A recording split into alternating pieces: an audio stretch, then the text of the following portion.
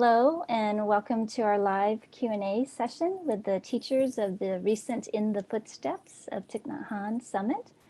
My name is Denise Wen and I am the Executive Director of the Thich Nhat Hanh Foundation, whose mission is to support and continue the teachings and practices of our dear teacher Thich. We're so happy that you are joining us today. Thank you for making time in your day to be with us. Before we get started with the questions and answers, in our tradition, the Plum Village tradition, we actually like to begin a gathering with listening to 3 sounds of the bell. The bell, when we hear a bell, we stop whatever we are doing and we bring our awareness back to our in-breath and our out-breath. And during these challenging times when we might feel not so stable, our breathing is a real source of solidity that we can take refuge in. It's always there for us. So whenever we feel anxiety or fear or a painful emotion, we can return to our breathing to collect and anchor ourselves. So during your breathing, you might like to say to yourself, breathing in, I know I am breathing in. Breathing out, I know I am breathing out. Lately, I've been saying for myself during my meditations, breathing in, I am breathing in for all those who are having trouble breathing right now. And breathing out, I am breathing out love and care for all those who are afflicted and suffering. So enjoy your 3 breaths.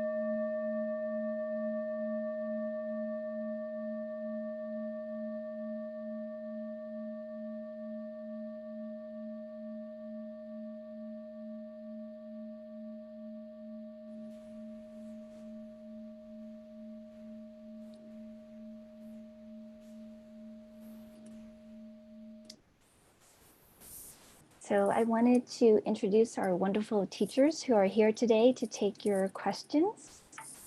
First, we have Sister Chan Duc, who is joining us from Plum Village Monastery in France.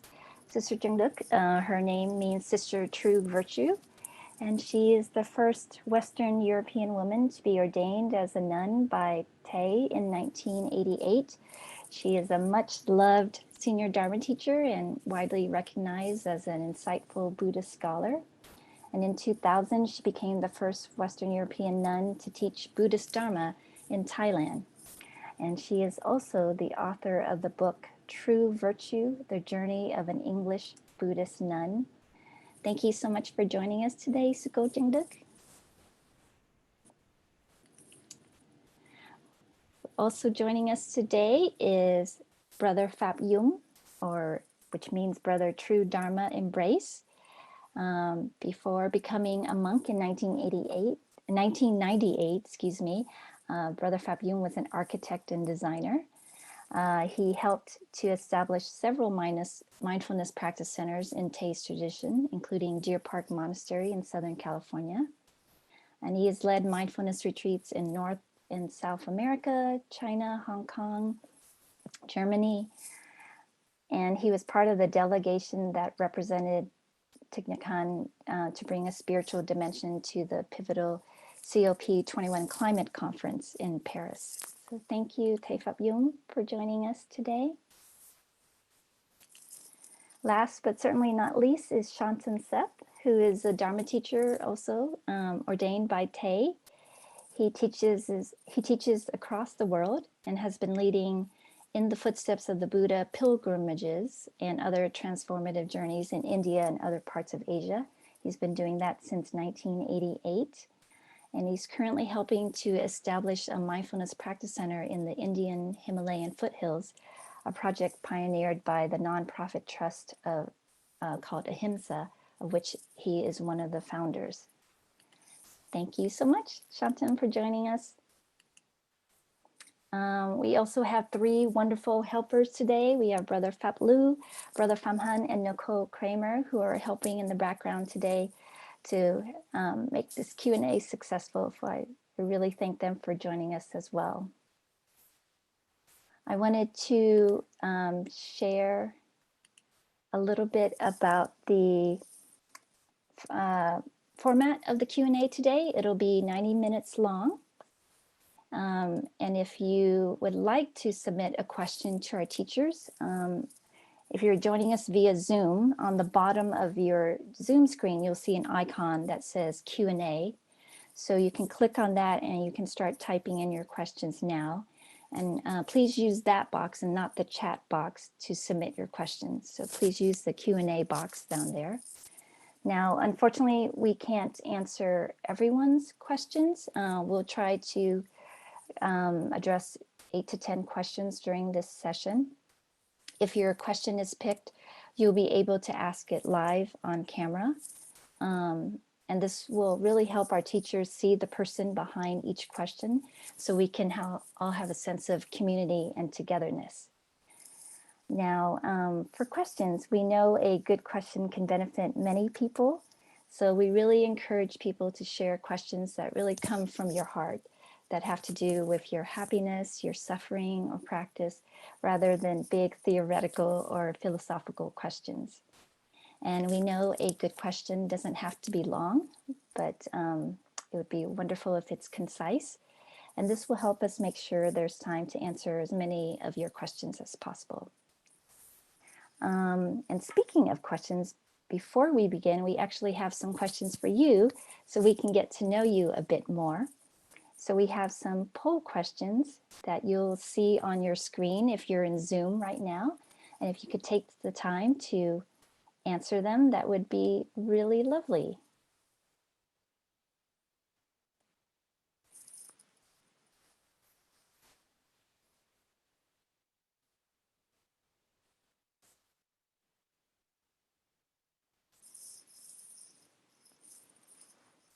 I feel I should be humming the Jeopardy theme song. Do, do, do, do, do, do, do.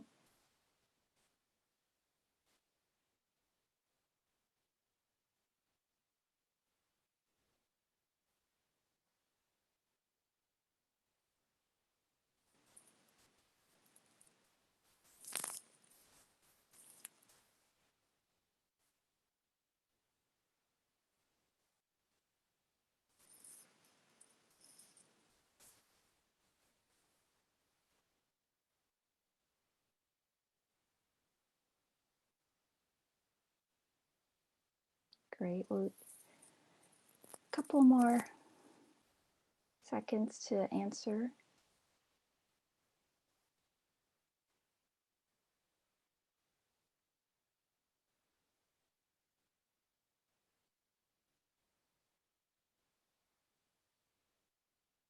Okay. Wonderful. So the first question was, what region are you in? And it looks like most of you are coming from Europe, 68% of you. But we have people from Asia and Australia. We have North America and South America. That's wonderful. A real global representation. The second question, yes, have you been on a retreat at a Thich Nhat Hanh founded monastery? And it looks pretty even with around 48% yes and 52% no. After the outbreak is over, we will welcome those who answered no back to our monasteries for a retreat. Where did you first hear about Thich Nhat Hanh? And so most of you from a friend or family member, and second to that, a book where you listen to an audio book. And then the last question, are you a member of a Sangha? Sangha means a local mindfulness practice community. And it seems most of you, 61%, are not part of a Sangha. Especially during these times, we actually encourage people to be part of a Sangha and part of a community to help us through these times. But we will share more about how you can find a Sangha towards the end of our time together. So thank you. Thank you so much for taking the time to answer the questions. So before we begin the questions, we're actually going to listen to a sound of the bell and do that.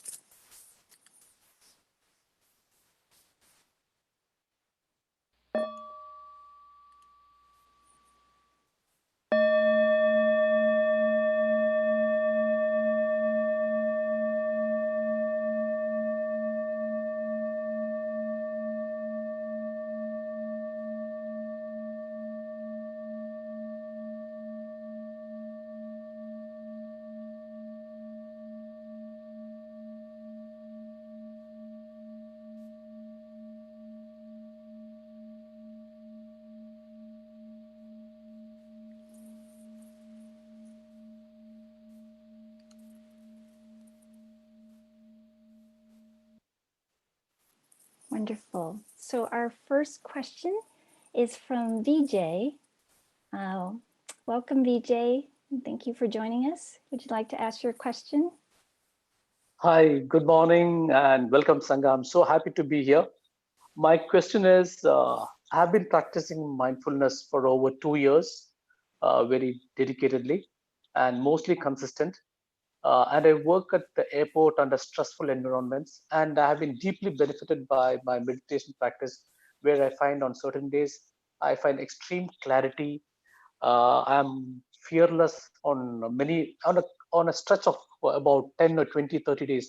I can find these benefits: extreme clarity, no confusion, and fearlessness. I observe this. But there are some days when I wake up in the morning, again, my mind goes back to the old self, where there is a bit of confusion, and sometimes I get lost in the world. And then again, it takes extreme efforts to bring it back to the mindful state.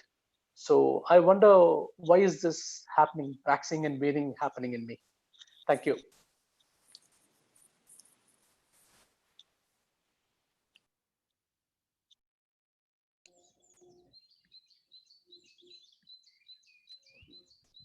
Dear friends, yes, thank you for your question. I think that is a challenge when we practice meditation at home or we practice by ourselves, is to find that consistency.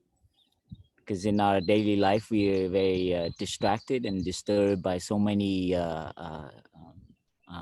elements, whether that's in our own family or in the workplace or in society. So how to maintain that? I would suggest for you, besides your meditation, find one or two things that you like to do. For instance, if you have a garden, or whether you're cooking or you're making a meal, or you're fixing something in the house, or you're cleaning, or something that you enjoy to do. And so there's another aspect of meditation where it's not just sitting still and following your breath, but you try to introduce some activity in your day, afternoon or evening, that you enjoy to do, and you do that activity 100%. So you're also meditating while you're doing that activity. So it's a way of cultivating that energy of awareness, energy of mindfulness, energy of concentration and focus. So when you're doing that one thing, whether that's washing your dishes, cleaning the place, or doing your laundry, whatever that activity is, turn it around and make it your meditation. So when you do that, you're not using your phone, you're 100% invested in that activity. So you pick up the clothes and you breathe and you stay focused and you stay meditating on that activity. So that in a way, what you're doing is you're adding on activities in your day, So it's like what do you call it? A bracelet. So you have little beads that you have inserted in different parts of your day. And slowly those things kind of help each other. So in a way you make your day and you add on more activities. So you don't just focus on just sitting silently somewhere. So these are one way that I've done when I was a layperson at home, is that you infuse it. Another wonderful activity is walking meditation. So you can be aware of that. You can either walk inside or outside, beware your steps. So in a way, or you make a contract with the door and you say, when I open the door, I will be meditating. So every time you open the door, you open it mindfully. You hold the handle, you turn, so you're not rushing. So in a way, you're trying to bring that energy that you have touched and you have shared into the ordinary, your daily activity. And that way you slowly connect little points and little activities in your day, and you see your day as a kind of connection of broken, what do you call it, of beads that you slowly, put together to make a complete 24 bead bracelet. I hope that's clear and understanding. So trying to break the mold of formal meditation and make it informal, ordinary, and start with activities that you enjoy to do. So when you do that activity, you commit 100% of yourself, not to do anything else, but to stay focused on that. And your breath is very important. Your breath is the string that strings all of that together. So you breathe in, you pick up the bowl, breathe out, you wipe it with the sponge. So you try to do it with concentration without rushing. And slowly you'll see that you can maintain a more an even, you can develop a kind of even awareness of meditation throughout your day. And when it's broken, you can also bring it back and have a moment of breathing. So sometimes you're disturbed, you just come back to your breath and you recognize I am disturbed, I am dispersed. And that is also can be a meditation. You begin to understand why why you're so easily disturbed when you're in that environment or when you're in that situation. So that is meditation. You're learning. So there's nothing wrong with being disturbed. It's recognizing where that comes from. So in a way, you're slowly, your understanding, your insight about yourself and your habits will, that is your insight. So you can use all of that. So even the disturbance. So I hope that helps. Vijay, thank you for your question and good luck with your practice. Thank you so much. Thank you.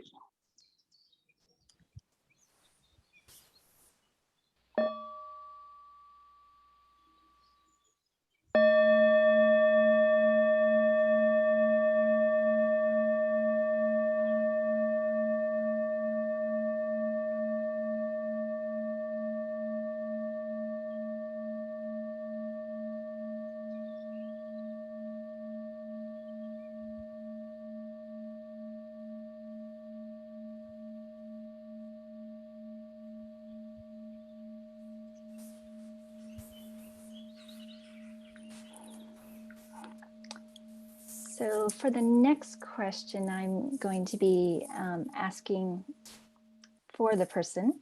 The question is from Evie.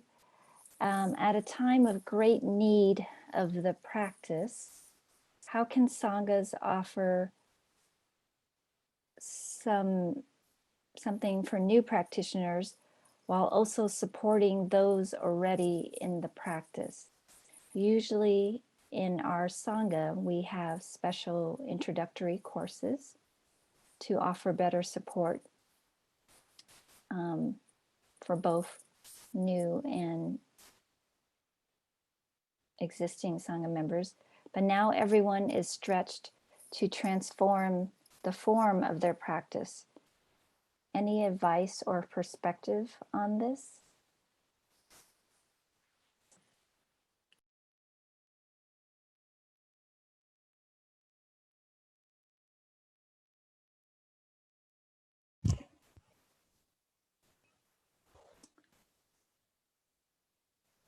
No, thank you for a very relevant question to today. We are, in fact, just today in India starting a 4-day retreat,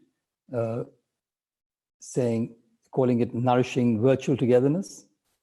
In a sense, what we're doing now through this question and answer session is also linking with people virtually and helping water the seeds of Sanghahood, even though we can't be together.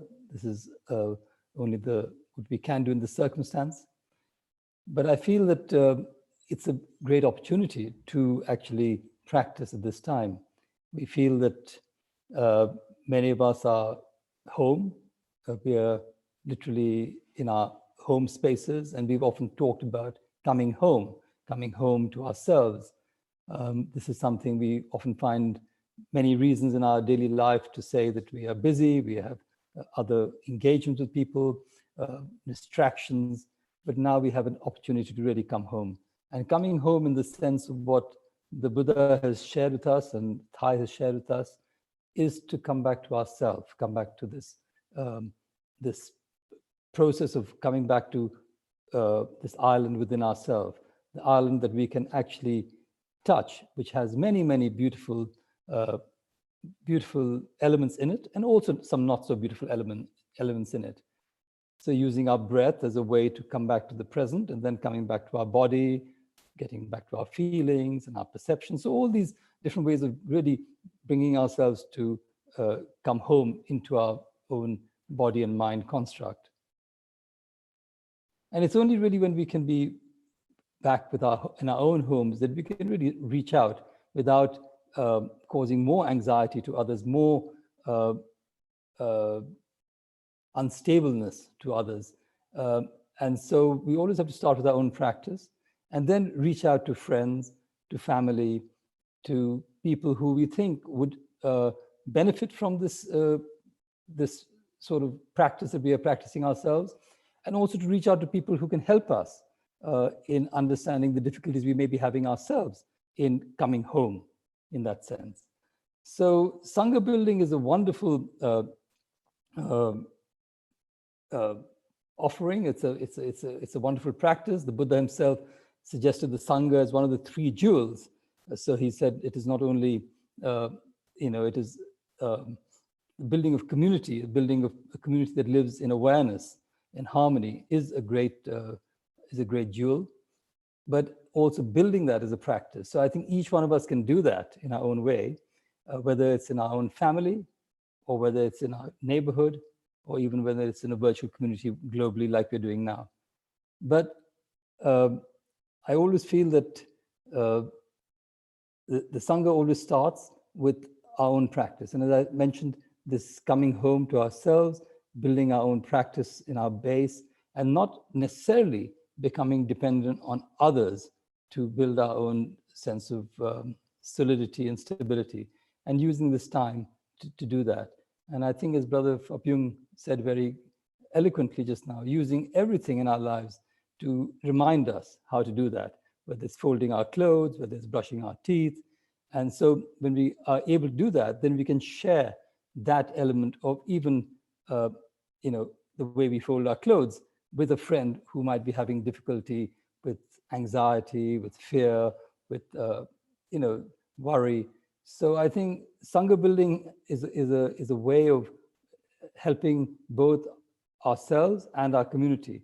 And that's what we're finding. I know in India, what we're trying to do is we're saying we need to build the core community of friends who can help out to others. And then we offer meditations on a regular basis. And we are doing that again, I know in Australia, through the Plum Village, every morning there are meditations being put out by Plum Village. So I think just tapping into that and asking other friends to tap into it so that it becomes a little bit like a virtual Sangha, and then you can create your own smaller Sanghas through that. Thank you.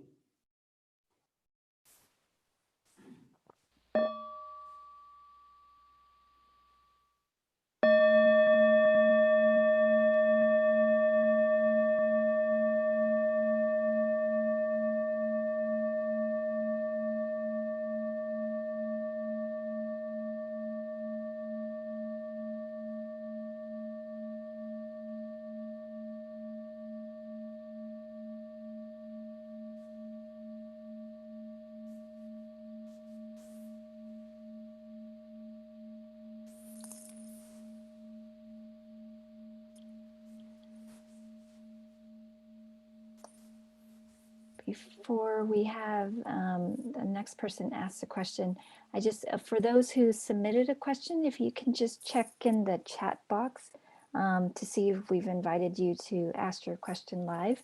And if you're okay with asking it live, if you could, yeah, just check in the chat box, that would be really helpful. Thank you. And so now our next question, Nadia. Thank you for joining us today.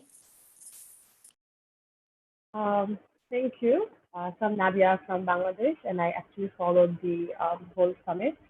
So during the summit, I've been hearing a lot about the suffering and how to deal with it. I think that's a very difficult emotion, whether it's pain and I'm being hurt, or when I'm suffering, it's just not one particular emotion that works. It's like multiple of emotions, anxiety and stress and blame and a lot of other things.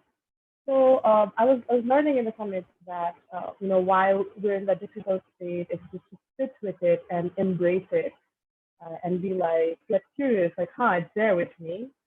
And I tried doing that. I was actually following the book as well, Thich Han's Transforming Suffering, No Mud, No Noodles.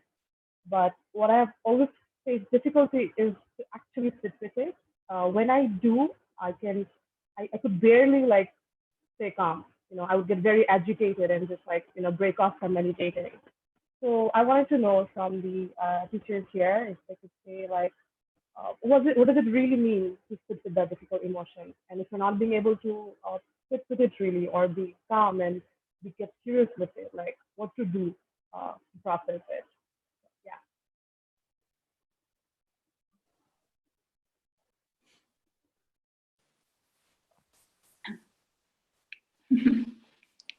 Thank you, Nadia. Yes, okay.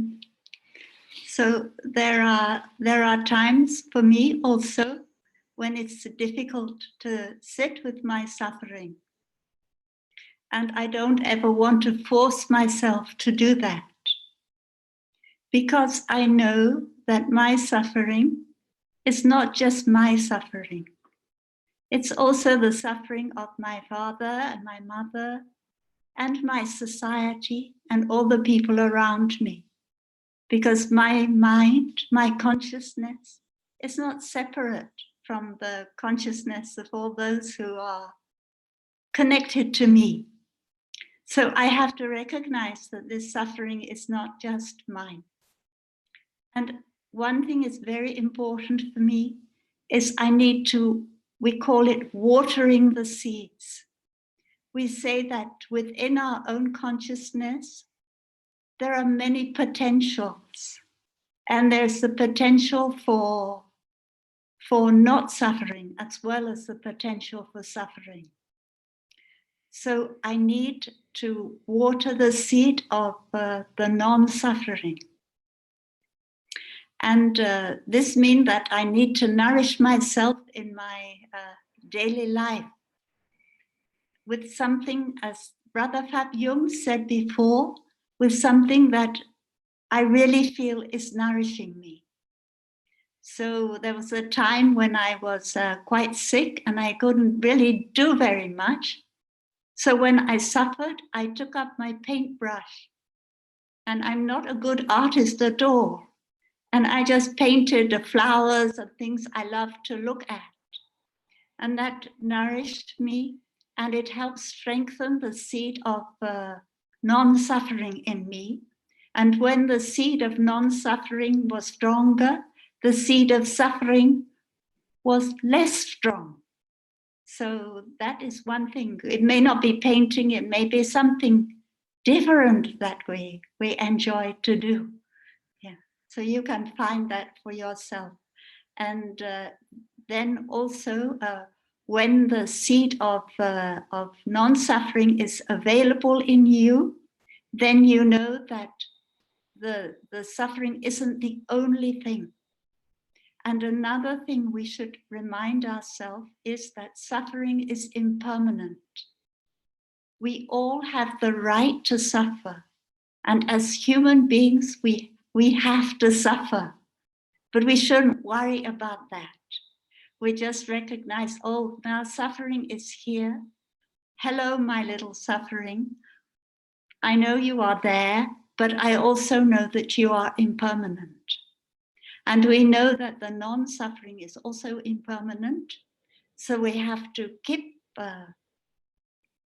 giving it food, giving the non-suffering some food.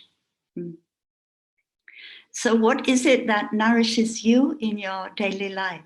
And when I was better and I could go outside, I start to rely very much on the garden. But I don't know, but your garden can be very small. Your garden can be on your windowsill or in a box, and see the little seeds, put the seeds in the earth and then see the seeds sprout. It also was very nourishing for me, because that kind of observation, it shows how wonderful life is. Life is suffering, but it's not just suffering. Life is also a miracle.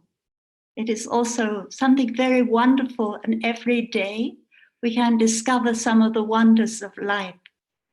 So sometimes the path from suffering to non-suffering or less suffering is to be able to see how wonderful life is, how wonderful the morning sky, the sunset is. Yeah. Thank you. Thank you so much for that answer. It really helped.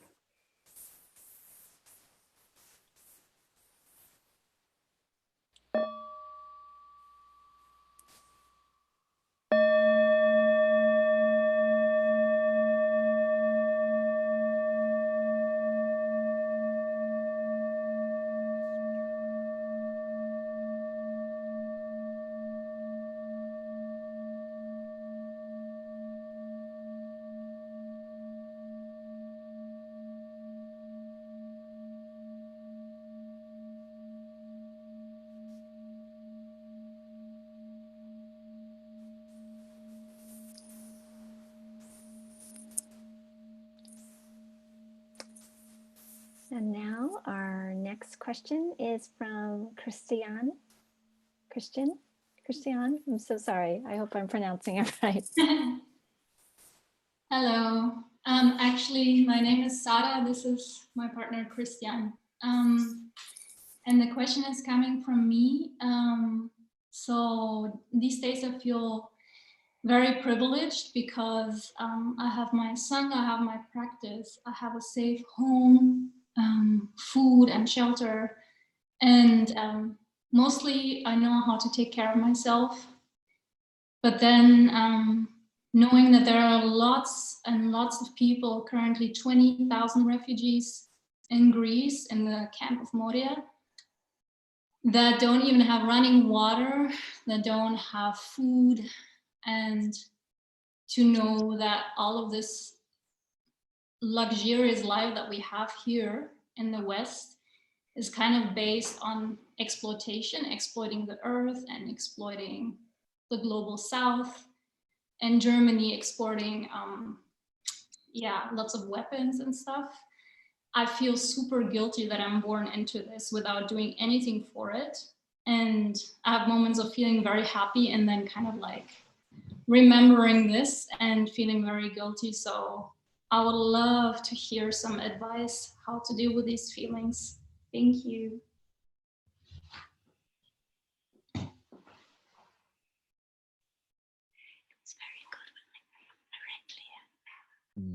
Dear Sala, I hope I got that name right. Thank you for your question. Thank you for being aware of how fortunate we are, and that how disproportionate it is, the resources that we are doing. Something in my own practice is I'm trying to be very aware of what I consume. So throughout the year, I try not to buy things, try not to make more material things. So there's a different scope that you can do. One is your personal life. You try to reduce your consumption, but you don't need to buy new clothes. You try to fix things. You try to repair clothes.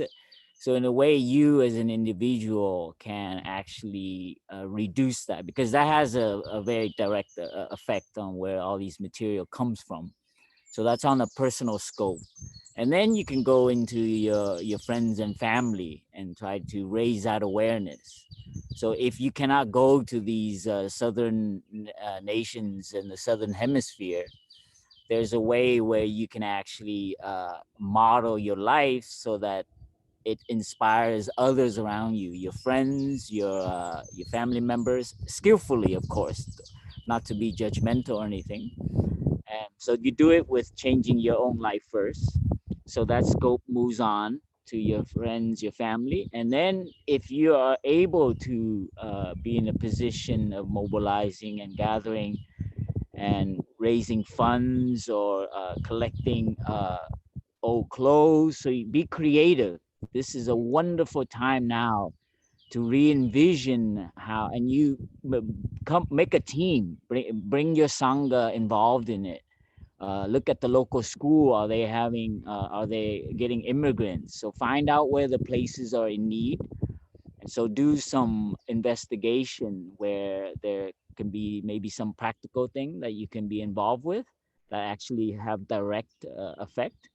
So this is a very things that are doable. So in the neighborhood, that's one scope. And if you're involved in the bigger scope on the policy and the system, then that would be great. So see it like that, from a small circle to expanding out. And all of that can happen at once. The thing about guilt is it could be positive or negative. You don't want it to be, don't be overwhelmed with that guilt where you stay, you become stalled, okay? So there's something you can do. You can go and share also your Dharma, share your happiness. So don't be just thinking about material resources. People are in need in the streets.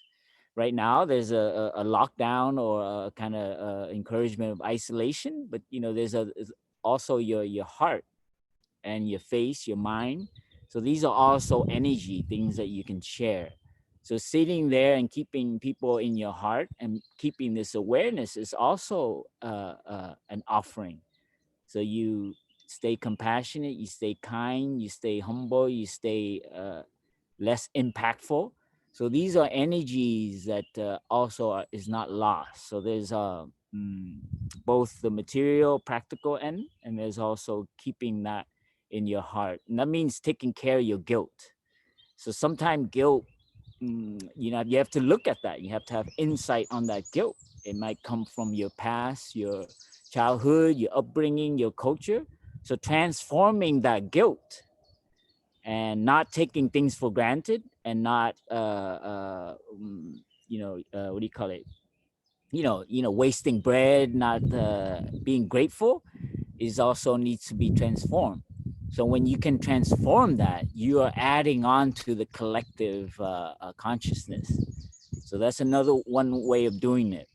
So there's also that's the spiritual work that actually can be the ground, the spirit in which you do the actual practical helping people who are in need. So in our practice, we're encouraged to go to those places, whether that's virtual or physically. If you're in the neighborhood, I don't know what country you're living.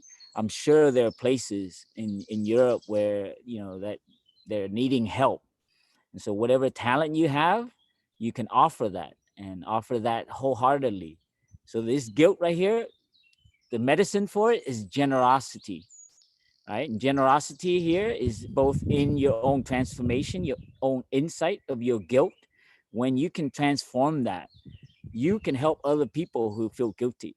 So this is a way for you to see that it's not just material things, it's also your spiritual thing. And when you transform your spiritual thing, it informs the other activity. So you become a happy bodhisattva, a happy person who affects society. And please do it together with your friends. Find a team, find a group, So you don't do it, have to do it alone. Thank you, Sala. And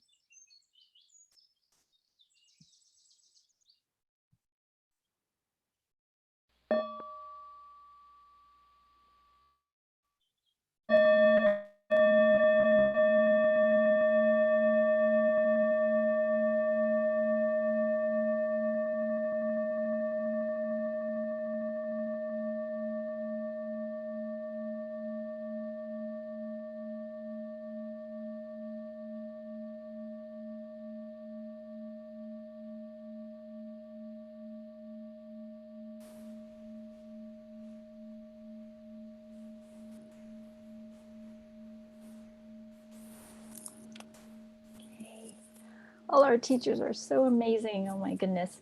All right, the next question from Oliver. Thank you for joining us today. Well, I have a question concerning letting go, because my family broke, and I'm practicing every day. I know the theory, but there is still a lot of anger, and I cannot make it what Thai says, the cooking the potatoes. So don't talk or whatever. So I still be in a way aggressive to my wife, and there is a lot of suffering for my wife, our daughter, and me. And for me, it is very hard to accept the situation as it is, the reality.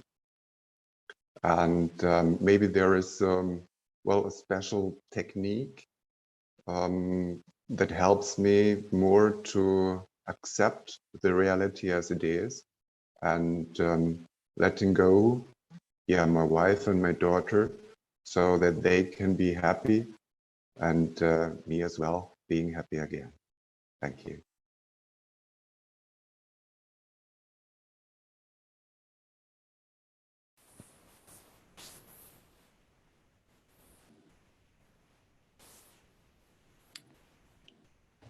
You got the question? Or, I We don't know. did, I think, and we lost Shantum, who was going to answer your question. Okay. And he would be a wonderful person to answer because he himself has a family. How about Oliver? I'm sorry. We'll wait for Shantum to come back, and we'll move on to the next question. And definitely we'll come back to yours and just wait for Shantum to come back. Sorry about that. I've come back. Oh, Shantum is back, but no video. Hello. Yes. I'm so sorry. I'm so sorry. It was my my connection went off, and as Oliver was speaking, I only got the first bit of the question. But I don't know if somebody else started answering, or am I supposed to answer it? Yeah, perhaps Oliver, if you could ask your question again now that Shantum is back. Okay, of course. Thank you. Thank you. Thank you. I'm so sorry, Oliver. Our connection in I'm in India, and it's very unstable. So That's okay. sorry, No, that's repeat your question. yeah, that's the technique. No problem for it. Well, my family broke, and well, I'm practicing every day, I mentioned, and I know the theory, but I'm not able really to do what Thai says, for example, with a picture of cooking the potatoes when I'm angry. So I'm still feel anger to my wife, and I'm still in a way attacking her. And there is a lot of suffering for all of us. For my wife, we have a daughter, and me. And the thing is, if there are some special techniques really for the topic of letting go, because I have tremendous problems to accept the situation as it is. And I would like really that my wife, our daughter, and me will be happy again, of course.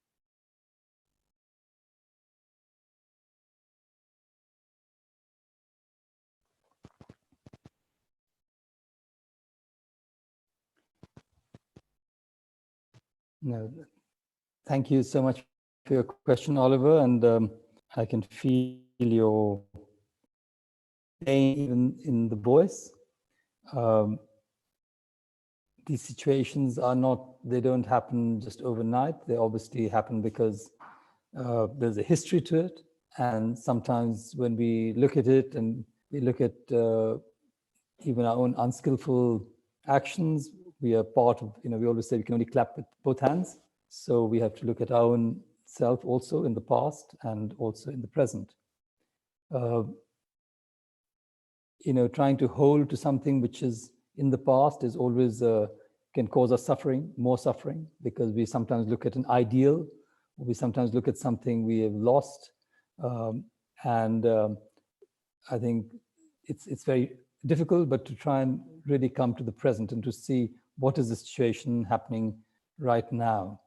And in the present, we sometimes can see not just our unskillfulness of the past, but we can also appreciate the other. Sometimes we have not been appreciative enough. Sometimes we've been so caught up in our own reality that we haven't acknowledged where the other one is or what the needs of the other one are. And slowly, slowly, those small little seeds keep adding up and adding up until they become,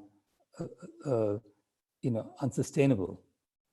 So part of it is also looking at ourselves and seeing what is the situation, how it arose, how we can make amends. Sometimes it helps even to write a letter to your wife or to yourself, to the self who was in the past, seeing how you might have done it better. It's not always to hold hope. Hope is a wonderful practice to keep, but hope in a much wider sense is important. It's not always to try and come back to something which was in the past. I think sometimes the pain also arises because of the child, and where our feeling as a father comes, sometimes that is even more intensified because of the child, not just our relationship with our spouse or former spouse. There again, a child has to see that the difficulties of the parents cannot be put upon her, and she cannot be the for want of a better image, the football between the two, but that she actually feels that there is a great love from both. This requires, of course, an understanding with your wife, which may be difficult at this time because there's a lot of blame and feeling of anger. There's a very interesting sutra given many years. It was given at the Buddha's time by a man called Shariputra, who is Buddha's great disciple. And it's a sutra called the 5 Ways to Put an End to Anger. And I found that very helpful because in it, the first method talks about if there's somebody whose words are kind, but whose bodily actions are not kind, then focus on the words. And then the second says, if the bodily actions are not kind, but the words are kind, then focus on the words. Focus either on the words which are good or the bodily actions which are good. And then if you find there's very little which you can find, there's only a little goodness you can find in the other person, focus on that. So in that way, what starts happening is that you start building a level of compassion for the other person. And then when you have that sense of compassion, you can understand much better. And when you can understand better, then you can communicate better. And then she is willing to hear. If you're coming from a place of anger, despair, blame, then she is not going to be willing to listen or able to listen even.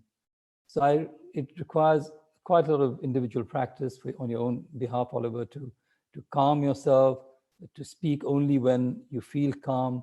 If you're feeling in an aggressive space or an animostic way, then don't communicate at that time. Say, this is maybe not a good time to communicate. But when you're in a calm state of mind, when you've thought of at least 2 or 3 good things about the person, that you feel that there's a lot of goodness in your wife, and then you look at those good things and try and focus on those and then speak to her. You'll have a much more compassionate voice, a voice of understanding. And she will listen then. And if you find it difficult to speak, then as I said, even write a letter. Don't have to send the letter immediately. Rewrite the letter a few times until you feel that she can see that you're looking at from a point of view of the whole family, from the point of view of your daughter, from the point of view of a continuity of something you share, which is beautiful. And as I said, you may or may not come together, but you know that the relationship will rebuild, even if you're, in a way, alone together. So I think that would be my suggestion. And I think to, of course, as we've discussed before, as Sister Chan Duc was saying, to also look at where that anger is coming from. And it's not just yours, but it could be societal, it could be generational. And so it could look in your own family, whether there have been situations like this with your own parents or with your wife's parents, and with families. So try and look at it in a wider way and not just put blame either on yourself or on your wife. But it's a process and it's not going to happen immediately. And this is a good time to be able to reconcile if you can, at least for the sake of your child. Thank you.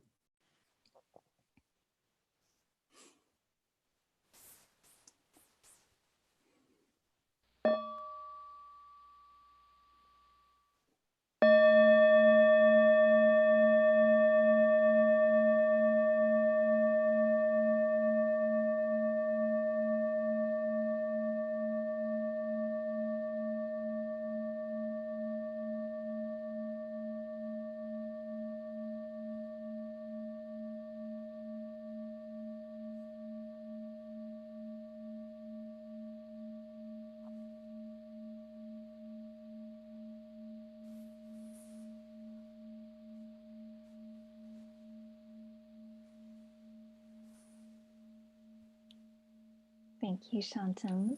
Okay, the next question from, I know I'm not going to pronounce your name correctly. Will you help us with the pronunciation? Namaskaram. I'm Nitya from India, Bangalore. Yeah.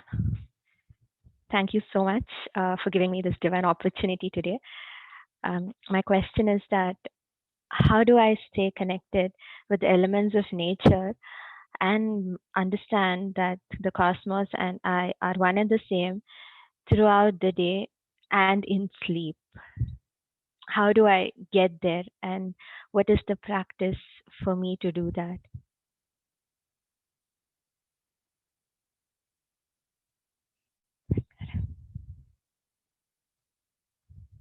Yeah.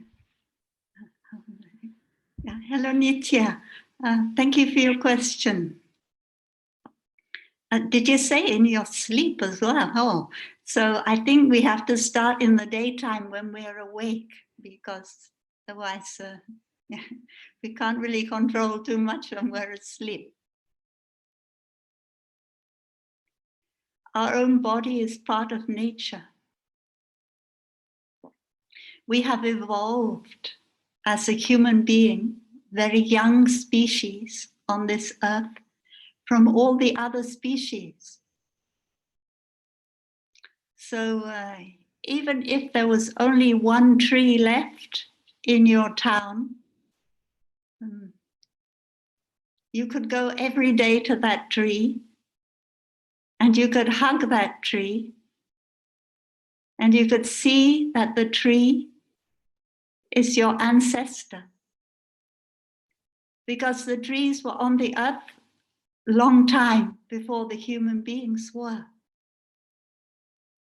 Every day I hug the tree in my garden. It brings me a lot of healing and happiness. So please try and find a tree that you can hug. When you hug the tree, you can see that it is made out of the sunshine and out of the rain and out of the earth. And when you get in touch with your own body, you can see that your own body is also made out of sunshine, rain, and earth. Whenever you have the chance to eat something, you are eating the sunshine, you are eating the earth, and you're eating the gift of the whole cosmos. So if you are lucky enough to be able to have 3 meals a day, then you have at least 3 times when you can get in touch with the deep connection between you and the rest of the cosmos. When you pick up some rice on your spoon or in your fingers, if you eat with your fingers, you can just look at it for a moment, and then you can recognize that the rice is containing sunshine. You may like to see that the rice is growing in the rice paddy, and you visualize that. And all the energy of the earth and the rain and the sunshine is coming into your own body and helping your own body to continue every day. So we learn to see ourselves as a child of Mother Earth. The earth does not belong to us. We belong to the earth. The earth is our mother. And whenever we have a chance to walk on the earth, we can feel that we are walking on the one who has given us birth, the one who is supporting our life. And we feel the connection between the sole of our foot and the earth under our feet. And we want to kiss the earth with our feet. So as we walk on the earth, we may like to feel that as we breathe in, we say to the earth, yes, yes. And yes means that I accept you as my mother. And then as we breathe out, we might like to say, thanks, thanks. And thanks means that I feel grateful for all that the earth gives me every day, and for the fact that the earth is always there for me. I come from the earth and I go back to the earth. And the earth can be my paradise. I don't have to wait until I die in order to go to paradise. When I look at the sky, when I look at the trees, I can feel that I am already enjoying all the wonders of paradise. So we are lucky. We know we have damaged the earth a lot, but still the earth has wonderful things to offer to us every day. And as a child of the earth, we have wonderful things that we can offer to the earth every day. And one of those things is our peaceful footsteps every time we walk on the earth.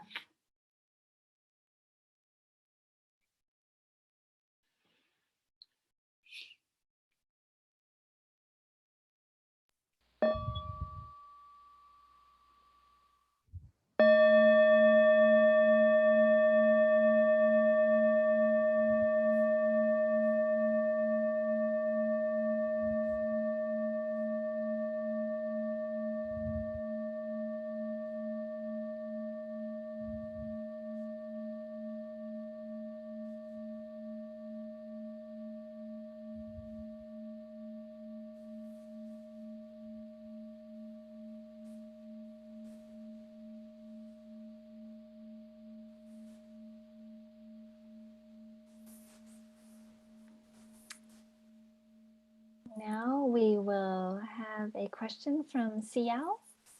Would you like to ask your question?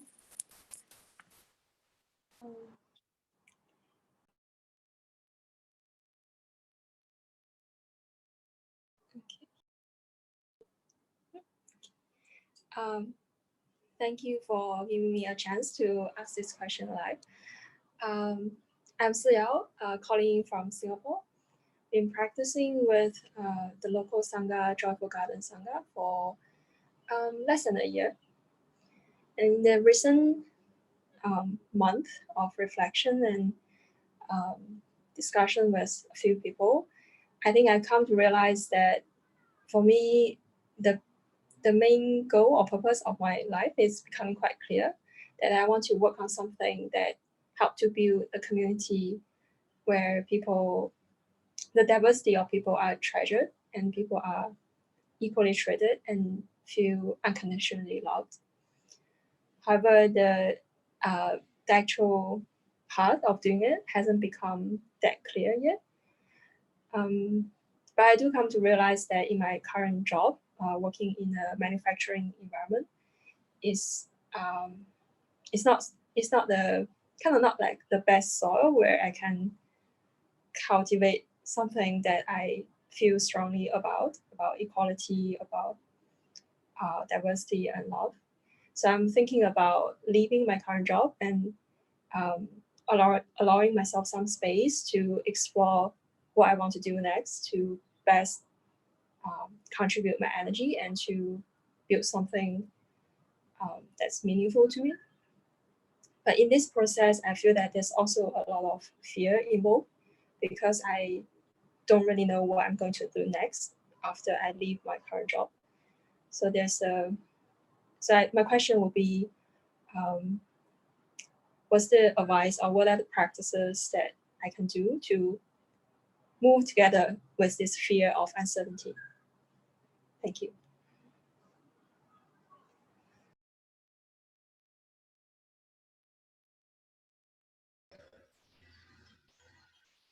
Dear Xiao and dear friends, so something is happening with you. You're beginning to become more aware of, I guess, a new role for you, that you feel inspired to help and to build community. That's wonderful. I hope that you can come together with your friends, other people. So, but for where you're at now, so because you're going to be thinking a lot about the future, that's probably the source of your anxiety and your kind of fear. So our practice is not to let the future become a burden. That means don't let it overtake you. You feel that you want to do something different, but don't let that disturb your present moment. So even if you're still working in your industry, I think you're managing something, production or something. So another way of because I was in that environment as a layperson, I couldn't leave my job right away. But a way that helped me is to see people and try to understand them and see their suffering and see how you can bring joy to them, even if they're just like you don't know them very well in the company. So you begin to look at the world like that. You know, not everybody's gonna have a job that they like, but if you see humans and you see beyond the machines and the factory and the schedule and the 9 to 5, and you see your workplace as a place you come there to offer generosity, offer your kindness, to help others, you are doing exactly what you want to do when you want to build community.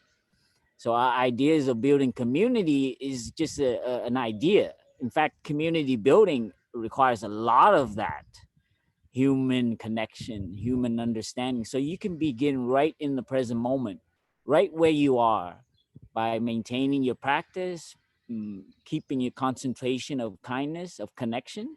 So right away, whoever you're working with, whatever disharmony you're having with, whatever you're having frustration with in that moment, right away you can start training to look at it differently, to see that yes, my boss is not kind, but he's probably suffering. So oh yes, this industry, there's something that could be improved.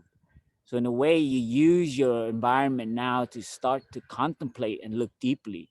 So in a way, first deal with what you're doing, what your situation is, and that takes care of the future. So when things conditions are changing, and you have more friends who have the same aspiration, and those conditions come together, you are prepared because you know how to take care of the present moment, and you're not easily pulled away by your aspiration, your projects.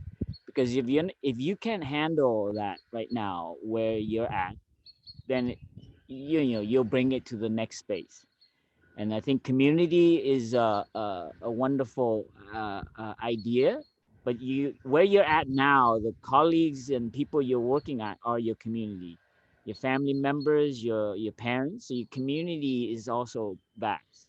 So right now you have an idea of it, and you have a kind of idealized way of looking at what you want to do, and that can become a stress source. So the way to take care of that is take care of the present moment, and try to learn to see if you can be as happy as you can, as peaceful, as kind as you can, even in the midst of something that you're not 100% like feeling, that this is not what I want to do for the rest of my life. But stick there, do your work, and so use your environment now to train yourself. And I think conditions will come from that.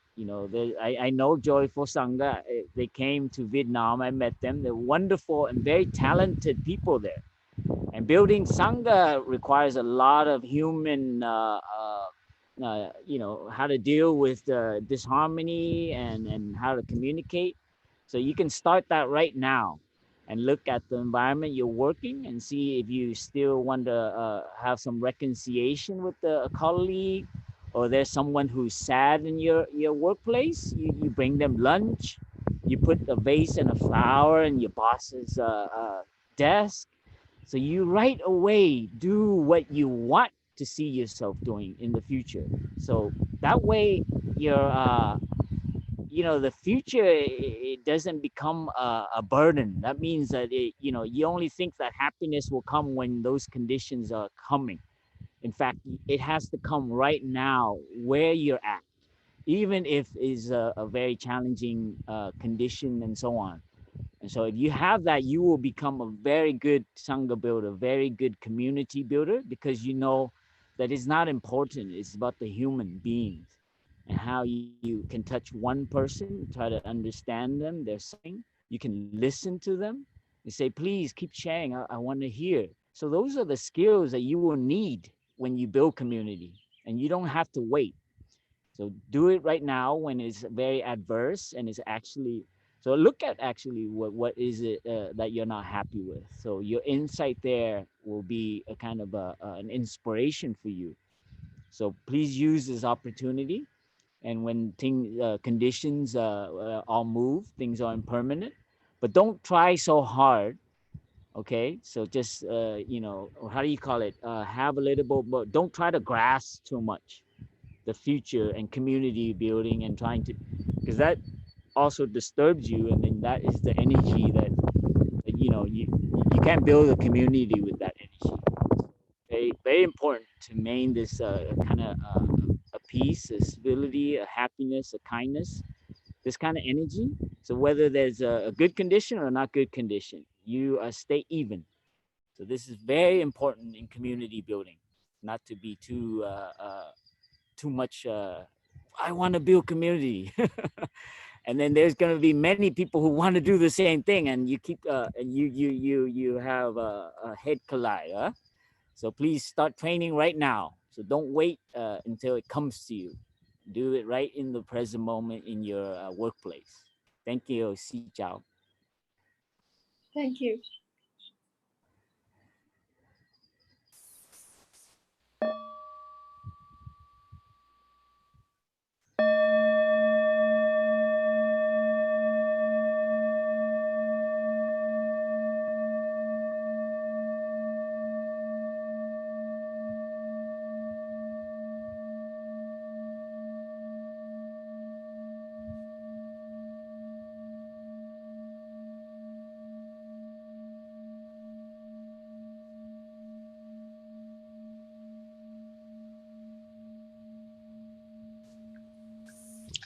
Hello.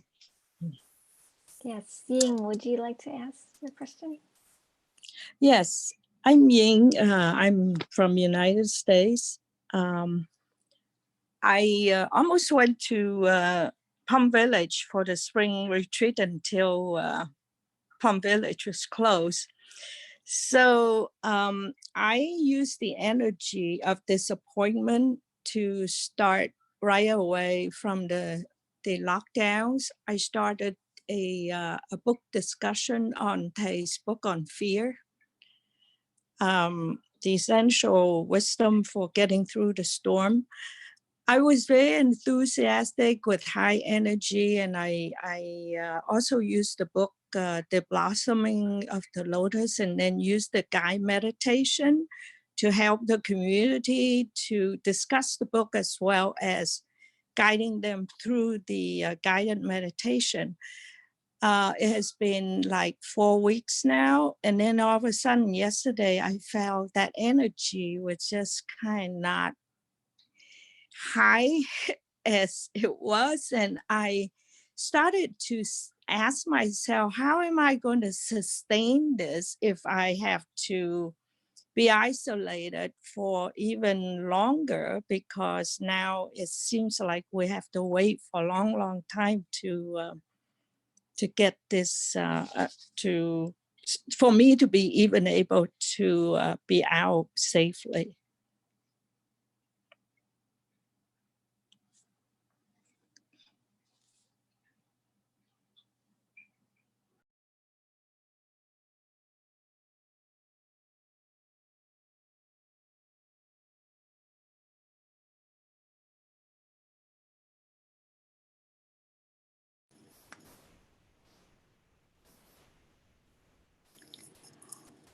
Did we lose Shantum again?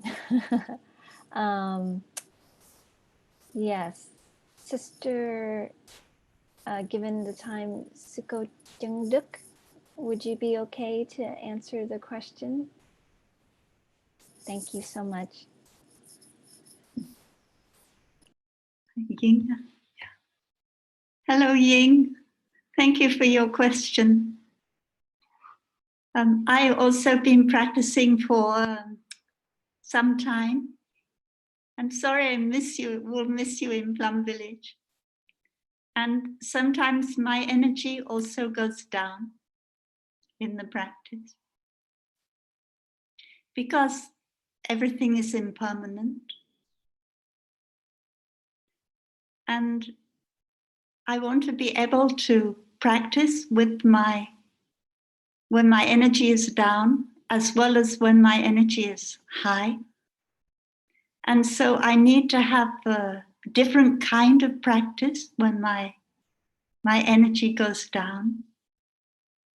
And the first practice is the practice of acceptance. And I accept myself as I am. And then the second practice is the practice of recognizing impermanence. And I know that my energy is impermanent and it has its ups and its downs. So like we were saying before, when our energy is low, we need to do the things that we find easiest to do, like cooking or something that we find nourishes us.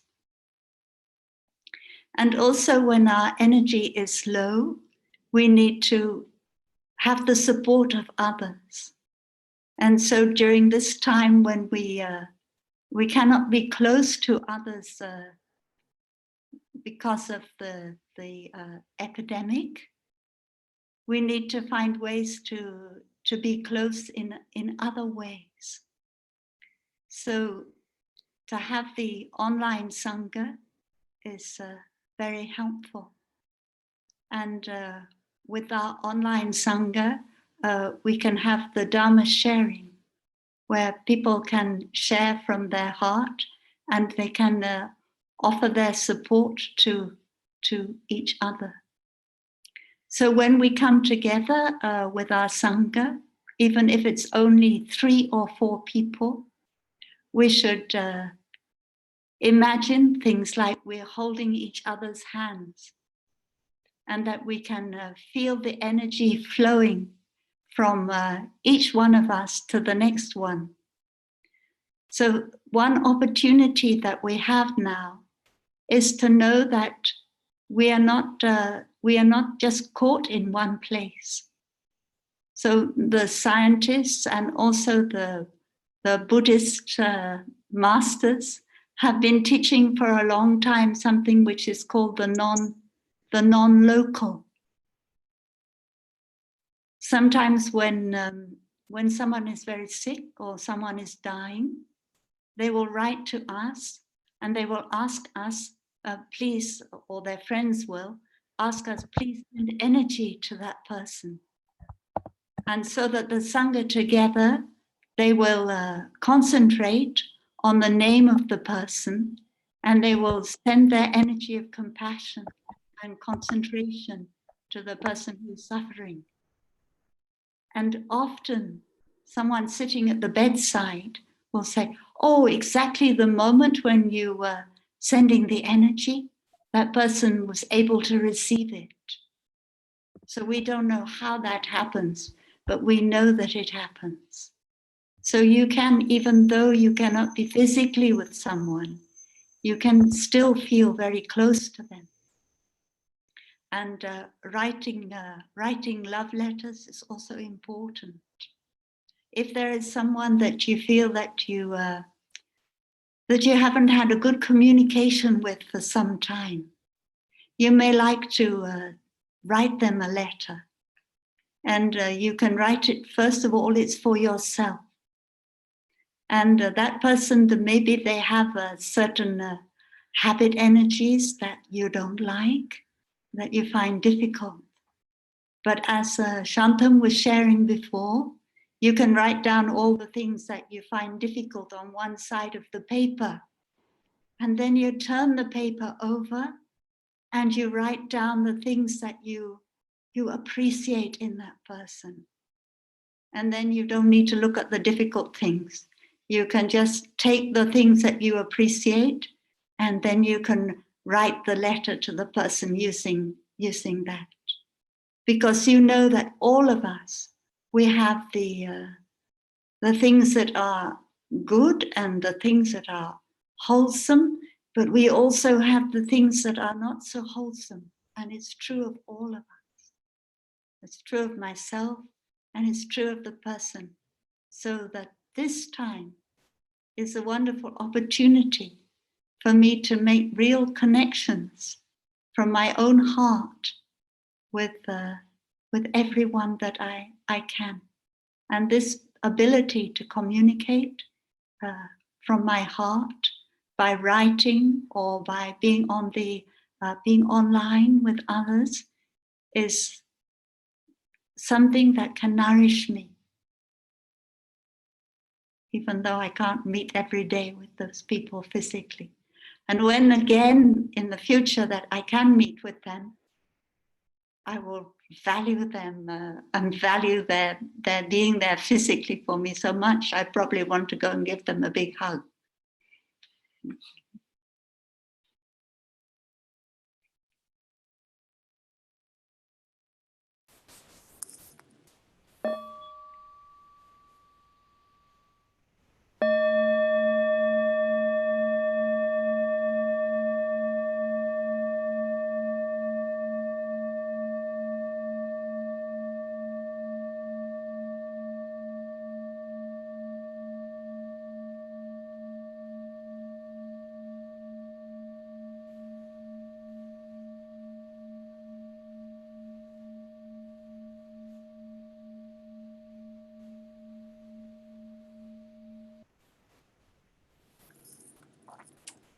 Okay, dear friends, we just have time for one last question.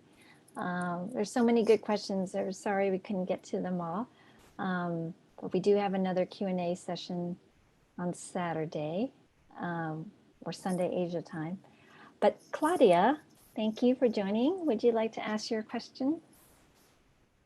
Thank you. First, I'd like to thank you so much for this opportunity. My question is, I have practiced mindfulness and for some time now. But with my mother, especially, for example, I think I'm trying to be tolerant. I try to be compassionate, but with her, I something triggers in me, and she is very, very religious, very Catholic, and it's difficult for me. So I end up being really angry with her when we start talking, and it just gets into this vicious cycle that I try to be tolerant, but I'm aware that I'm not being tolerant with her. I'm aware that I'm not being tolerant with her intolerance, maybe, and it's just difficult to break the cycle. I understand her pain, I understand her limits from the mind, but in my heart there's this anger, and I just get very angry at her being self-righteous, and that her God is the only God, and it happens over and over again. So I don't know if there's a way of handling this so that I can nurture tolerance for this very specific way of relating to my mother. So that was my question. Thank you very much.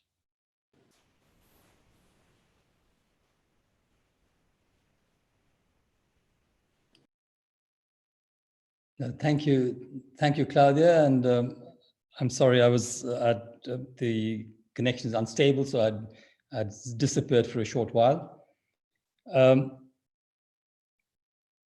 Yes, there was a book written, I think, in the 80s called "My Mother, Myself." I don't think it was exactly to do with the subject, but to realize that we are our mother to a large degree, and of course, we are also our father, and we are also many, many other elements, our grandmothers and many other elements of our culture. And so sometimes when somebody is a mirror to us at a very close level, sometimes we see things in ourselves which we don't often like. And we see habit energies that have been transmitted to us to some degree. And sometimes it's important to be able to look at ourselves to see what is it that is being triggered each time by that.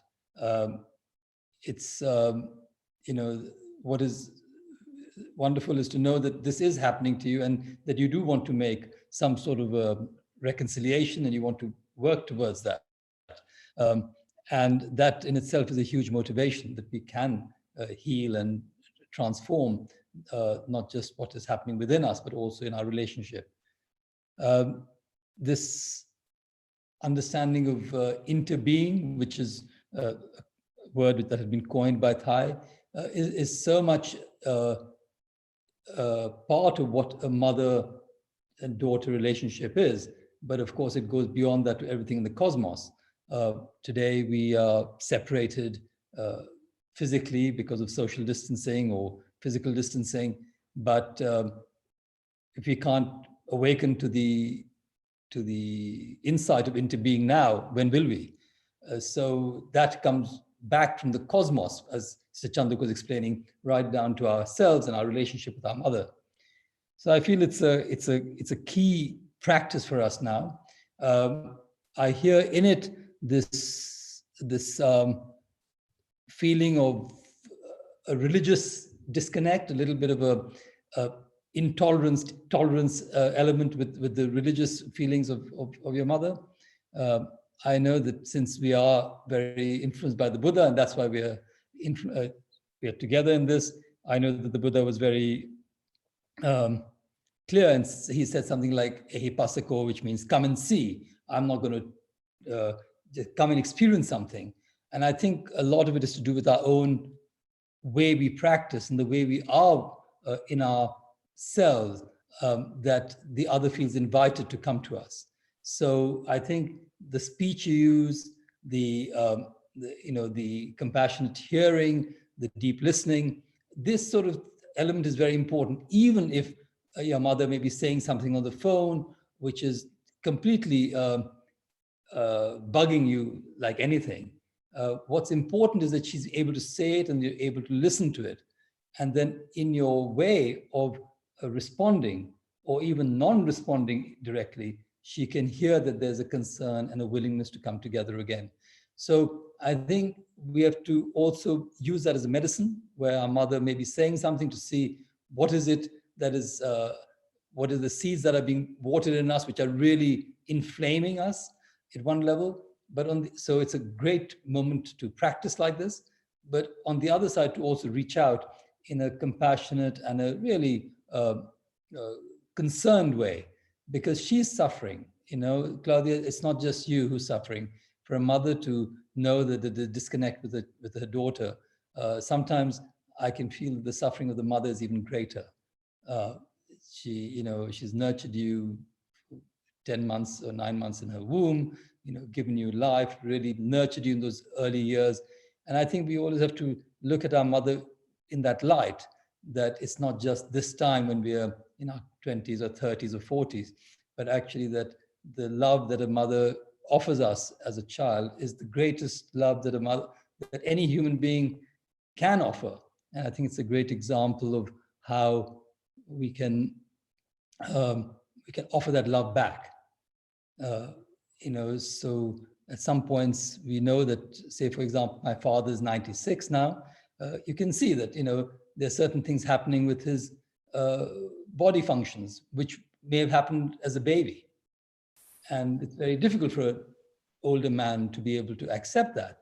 And yet we have to be, my father, myself, in that sense, to be able to be concerned that we are now living in a time where roles may be reversed. And so you may have to be the more caring, the more compassionate, and cradling in some ways your mother, and of course cradling your mother and yourself too. Best of luck. I mean, it's a practice, and it's a time for, and you can come back to us, and if you need further help. I think the Plum Village community, we are all here for you. And it's not that you have to do this on your own. As others have said, if you have a Sangha around, if there's not a virtual Sangha, please feel that you're not alone in this. And there are many others who've also gone through the same sort of difficulty. So thank you, Claudia, and thank you for your deep-hearted question.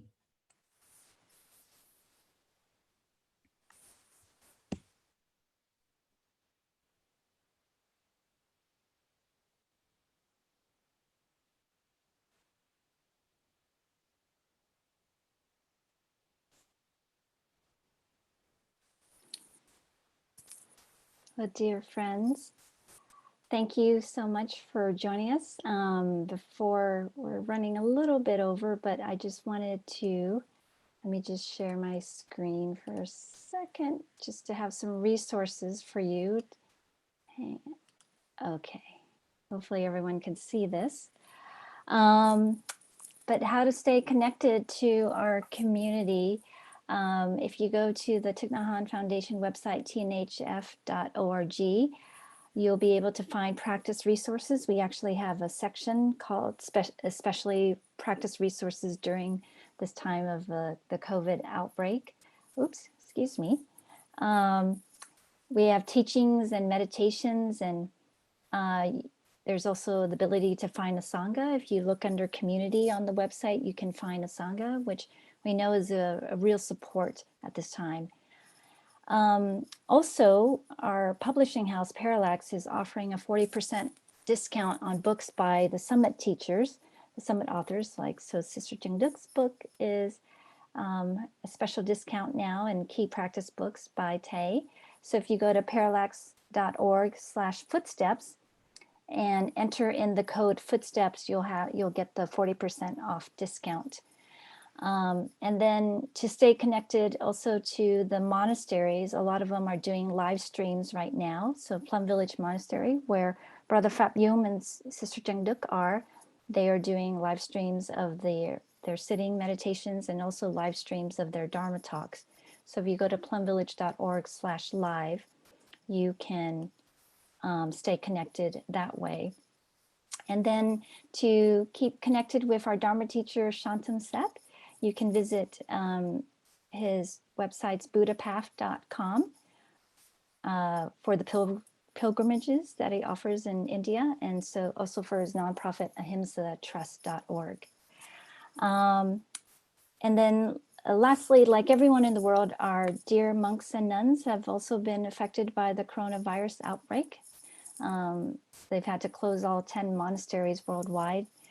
And that means their way of earning a living, of putting food on their table, which is through having retreats at the monasteries, is not an option now.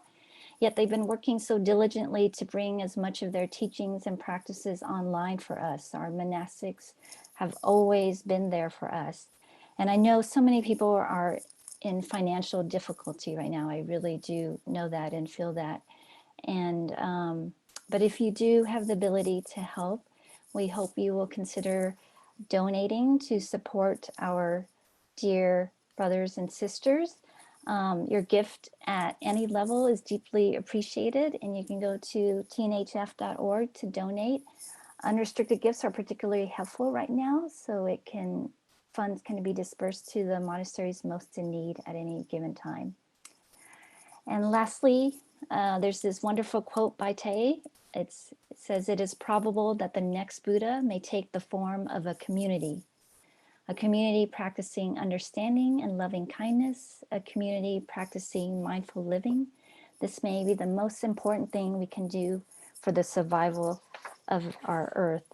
And just to see all around the world, people like you and so many people building communities by extending their love and support beyond their immediate circle of family and friends to neighbors and strangers. It's really a testament to this insight that community is the way for our survival of the earth. So thank you for being such a source of inspiration with your mindfulness practice, your stability, your peace, which is so needed right now. And we like to say the way out is in, and now we like to say the way forward is together. So thank you so much for joining us today. Thank you to our teachers, and be well and healthy. And we hope to see you at the next Q&A and to see you at our live streams. And when we open again, to see you at our retreats. Thank you, everyone.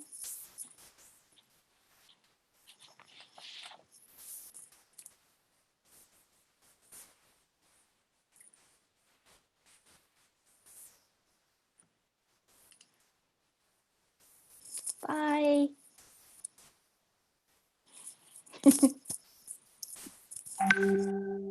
Thank you, Denise. Thank you, Sister Chan Duc. Thank you, Tapalu. Bye, everyone. Thank you. There was a bit of wind on your microphone, but we couldn't do anything about it. Ah, man. Oh, Sister Lindsay, Sister Chainim. Yeah. Now. Finally.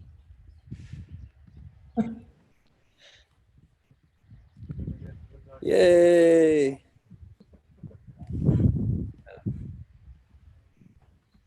Thank you for doing all the